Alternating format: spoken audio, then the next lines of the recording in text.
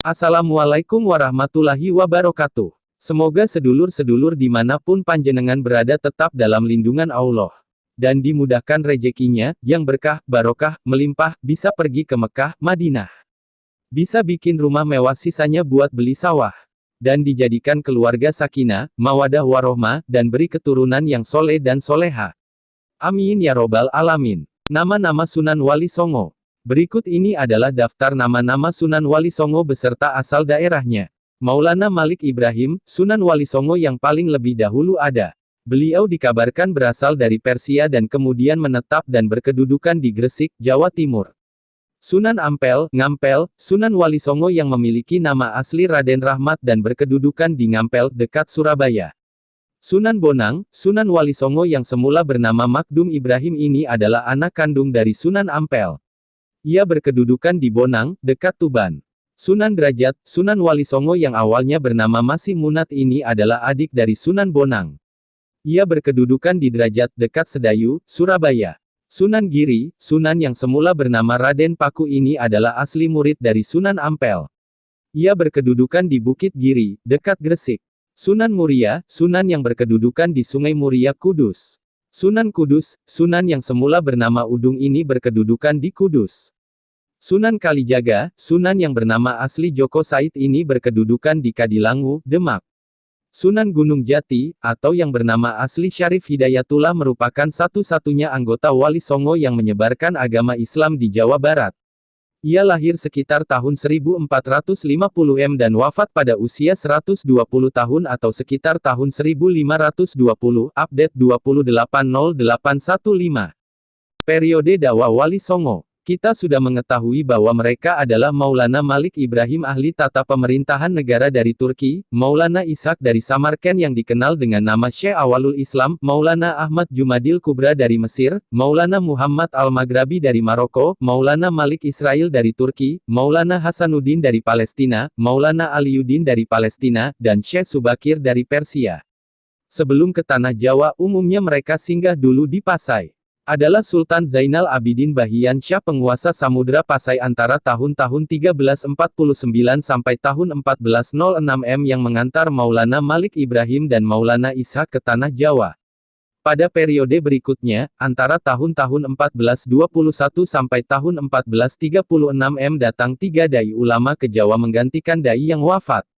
Mereka adalah Sayyid Ali Rahmatullah putra Syekh Ibrahim dari Samarkand, yang dikenal dengan Ibrahim Asmarakandi, dari ibu putri Raja Campa Kamboja, Sunan Ampel, Sayyid Jafar Shadiq dari Palestina, Sunan Kudus, dan Syarif Hidayatullah dari Palestina cucu Raja Siliwangi Pajajaran, Sunan Gunung Jati. Mulai tahun 1463 makin banyak dai ulama keturunan Jawa yang menggantikan dai yang wafat atau pindah tugas. Mereka adalah Raden Paku, Sunan Giri putra Maulana Ishak dengan Dewi Sekardadu, putri Prabu Menak Sembuyu, Raja Blambangan, Raden Said, Sunan Kalijaga putra Adipati Wilatikta Bupati Tuban, Raden Makdum Ibrahim, Sunan Bonang, dan Raden Kasim II, Sunan Derajat putra Sunan Ampel dengan Dewi Kondrowati, putri Prabu Kertabumi Raja Majapahit. Banyaknya gelar Raden yang berasal dari kata Rahadian yang berarti tuanku di kalangan para wali, menunjukkan bahwa dakwah Islam sudah terbina dengan subur di kalangan elit penguasa kerajaan Majapahit. Sehingga terbentuknya sebuah kesultanan tinggal tunggu waktu. Hubungan tersebut juga nampak antara Aceh dengan Khilafah Utsmaniyah. Bernard Lewis menyebutkan bahwa pada tahun 1563 penguasa Muslim di Aceh mengirim seorang utusan ke Istanbul untuk meminta bantuan melawan Portugis sambil meyakinkan bahwa sejumlah raja di kawasan tersebut telah bersedia masuk agama Islam jika Kekhalifahan Utsmaniyah mau menolong mereka. Saat itu Kekhalifahan Utsmaniyah sedang disibukkan dengan berbagai masalah yang mendesak, yaitu pengepungan Malta dan Szigethvar di Hungaria, dan kematian Sultan Sulaiman Agung. Setelah tertunda selama 2 bulan, mereka akhirnya membentuk sebuah armada yang terdiri dari 19 kapal perang dan sejumlah kapal lainnya yang mengangkut persenjataan dan persediaan untuk membantu masyarakat Aceh yang terkepung. Namun, sebagian besar kapal tersebut tidak pernah tiba di Aceh. Banyak dari kapal-kapal tersebut dialihkan untuk tugas yang lebih mendesak yaitu memulihkan dan memperluas kekuasaan Utsmaniyah di Yaman. Ada 1 atau 2 kapal yang tiba di Aceh.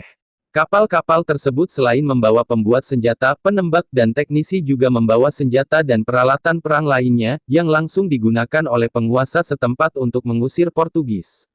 Peristiwa ini dapat diketahui dalam berbagai arsip dokumen negara Turki. Hubungan ini nampak pula dalam penganugerahan gelar-gelar kehormatan di antaranya Abdul Qadir dari Kesultanan Banten misalnya, tahun 1048 H, 1638 M dianugerahi gelar Sultan Abul Mafakir Mahmud Abdul Qadir oleh Syarif Zaid, Syarif Mekah saat itu. Demikian pula Pangeran Rangsang dari Kesultanan Mataram memperoleh gelar Sultan dari Syarif Mekah tahun 1051 H, 1641 M dengan gelar Sultan Abdullah Muhammad Maulana Matarami. Pada tahun 1638 M, Sultan Abdul Qadir Banten berhasil mengirim utusan membawa misi menghadap Syarif Zaid di Mekah. Hasil misi ke Mekah ini sangat sukses, sehingga dapat dikatakan Kesultanan Banten sejak awal memang menganggap dirinya sebagai kerajaan Islam, dan tentunya termasuk Dar al-Islam yang ada di bawah kepemimpinan Khalifah Turki Utsmani di Istanbul. Sultan Ageng Tirtayasa mendapat gelar Sultan dari Syarif Mekah. Hubungan erat ini nampak juga dalam bantuan militer yang diberikan oleh Khilafah Islamiyah. Dalam Bustanus Salatin karangan Nuruddin Ar-Raniri disebutkan bahwa Kesultanan Aceh telah menerima bantuan militer berupa senjata disertai instruktur yang mengajari cara pemakaiannya dari Khilafah Turki Utsmani, tahun 1300 sampai tahun 1922. Bernard Lewis 2004 menyebutkan bahwa pada tahun 1563 penguasa Muslim di Aceh mengirim seorang utusan ke Istanbul untuk meminta bantuan melawan Portugis. Dikirimlah 19 kapal perang dan sejumlah kapal lainnya pengangkut persenjataan dan persediaan, sekalipun hanya 1 atau 2 kapal yang tiba di Aceh. Tahun 1652 Kesultanan Aceh mengirim utusan ke Khilafah Turki Utsmani untuk meminta bantuan meriam. Khilafah Turki Utsmani mengirim 500 orang pasukan orang Turki beserta sejumlah besar alat tembak meriam dan amunisi. Tahun 1567, Sultan Salim II mengirim sebuah armada ke Sumatera, meski armada itu lalu dialihkan ke Yaman. Bahkan Snoak Hourgroye menyatakan, di kota Makkah inilah terletak jantung kehidupan agama Kepulauan Nusantara, yang setiap detik selalu memompahkan darah segar 8 ke seluruh penduduk muslimin di Indonesia. Bahkan pada akhir abad 20, konsul Turki di Batavia membagi-bagikan Al-Quran atas nama Sultan Turki. Di Istanbul juga dicetak tafsir Al-Quran berbahasa Melayu karangan Abdur Rauf Sinkili yang pada halaman depannya tertera, dicetak oleh Sultan Turki, Raja seluruh orang Islam. Sultan Turki juga memberikan beasiswa kepada 4 orang anak keturunan Arab di Batavia untuk bersekolah di Turki. Pada masa itu, yang disebut-sebut Sultan Turki tidak lain adalah Khalifah, pemimpin Khilafah Utsmaniyah yang berpusat di Turki. Selain itu, Snoak Hourgroye sebagaimana dikutip oleh Deliar Nur mengungkapkan bahwa rakyat kebanyakan pada umumnya di Indonesia, terutama mereka yang tinggal di pelosok-pelosok yang jauh di penjuru tanah air, melihat Istanbul, kedudukan Khalifah Utsmaniyah, masih senantiasa sebagai kedudukan seorang raja semua orang mukmin yang kekuasaannya mungkin agaknya untuk sementara berkurang oleh adanya kekuasaan orang-orang kafir. Tetapi masih dan tetap dipandang, sebagai raja dari segala raja di dunia. Mereka juga berpikir bahwa, sultan-sultan yang belum beragama mesti tunduk dan memberikan penghormatannya kepada khalifah. Demikianlah, dapat dikatakan bahwa Islam berkembang di Indonesia dengan adanya hubungan dengan Khilafah Turki Utsmani. Dengan demikian, keterkaitan Nusantara sebagai bagian dari khilafah, baik saat Khilafah Abbasiyah Mesir dan Khilafah Utsmaniyah telah nampak jelas pada pengangkatan Merasilu menjadi Sultan Malikus Saleh di Kesultanan Samudra Pasai Darussalam oleh utusan Syarif Mekah, dan pengangkatan Sultan Abdul Qadir dari Kesultanan Banten dan Sultan Agung dari Kesultanan Mataram oleh Syarif Mekah. Dengan mengacu pada format sistem kekhilafahan saat itu, Syarif Mekah adalah gubernur, wali pada masa Khilafah Abbasiyah dan Khilafah Utsmaniyah untuk kawasan Hijaz. Jadi, wali yang berkedudukan di Mekah bukan semata penganugerahan gelar melainkan pengukuhannya sebagai sultan. Sebab, sultan artinya penguasa. Karenanya, penganugerahan gelar sultan oleh wali lebih merupakan pengukuhan sebagai penguasa Islam. Sementara itu, kelihatan Aceh memiliki hubungan langsung dengan pusat Khilafah Utsmaniyah di Turki. Angkatan Wali Songo. Jumlah dai yang diutus ini tidak hanya 9, Songo.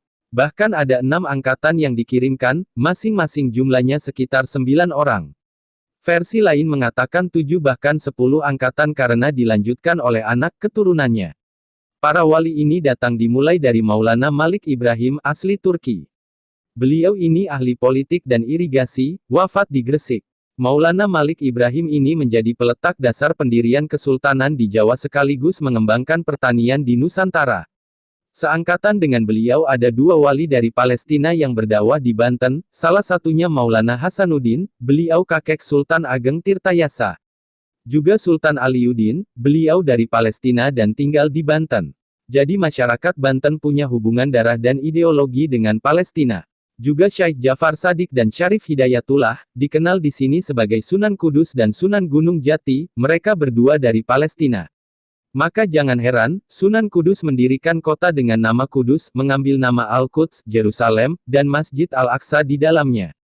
Sumber Muhammad Jazir, seorang budayawan dan sejarawan Jawa. Pak Muhammad Jazir ini juga penasehat Sultan Hamengkubuwono ke-10. Adapun menurut berita yang tertulis di dalam kitab Kanzul Ham karya Ibnul Battutah, yang kemudian dilanjutkan oleh Syekh Maulana Al-Maghribi. Sultan Muhammad pertama itu membentuk tim beranggotakan 9 orang untuk diberangkatkan ke Pulau Jawa dimulai pada tahun 1404. Tim tersebut diketuai oleh Maulana Malik Ibrahim yang merupakan ahli mengatur negara dari Turki. Wali Songo Angkatan ke-1, tahun 1404 M. 808 H. Terdiri dari 1. Maulana Malik Ibrahim, berasal dari Turki, ahli mengatur negara. 2. Maulana Ishaq, berasal dari Samarkand, Rusia Selatan, ahli pengobatan. 3. Maulana Ahmad Jumadil Kubro, dari Mesir. 4. Maulana Muhammad Al-Maghribi, berasal dari Maroko. 5. Maulana Malik Israil, dari Turki, ahli mengatur negara. 6. Maulana Muhammad Ali Akbar, dari Persia Iran, ahli pengobatan. 7. Maulana Hasanuddin, dari Palestina. 8. Maulana Aliuddin, dari Palestina. 9. Syekh Subakir, dari Iran, ahli Ruqyah. Wali Songo Angkatan kedua tahun 1436 M terdiri dari 1. Sunan Ampel, asal Campa, Muangthai Selatan. 2. Maulana Ishaq, asal Samarkand, Rusia Selatan. 3. Maulana Ahmad Jumadil Kubro, asal Mesir. 4. Maulana Muhammad Al-Maghribi, asal Maroko. 5. Sunan Kudus, asal Palestina. 6. Sunan Gunung Jati, asal Palestina. 7. Maulana Hasanuddin, asal Palestina. 8. Maulana Aliuddin, asal Palestina. 9. Syekh Subakir, asal Persia Iran. Wali Songo Angkatan ketiga, 1463 M terdiri dari 1. Sunan Ampel, asal Campa, Muangthai Selatan. 2. Sunan Giri, asal Belambangan, Banyuwangi, Jatim. 3. Maulana Ahmad Jumadil Kubro, asal Mesir. 4. Maulana Muhammad Al-Maghribi, asal Maroko. 5. Sunan Kudus, asal Palestina. 6. Sunan Gunung Jati, asal Palestina. 7. Sunan Bonang, asal Surabaya, Jatim. 8. Sunan Derajat, asal Surabaya, Jatim. 9. Sunan Kalijaga, asal Tuban, Jatim. Wali Songo Angkatan ke-4,1473 M terdiri dari 1. Sunan Ampel, asal Campa, Muangthai Selatan.